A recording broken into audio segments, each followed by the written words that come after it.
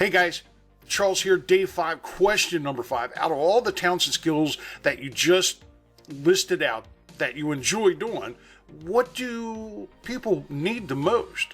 What do they want the most? Or another way of looking at it is, what do people need to know about that topic or those topics from you?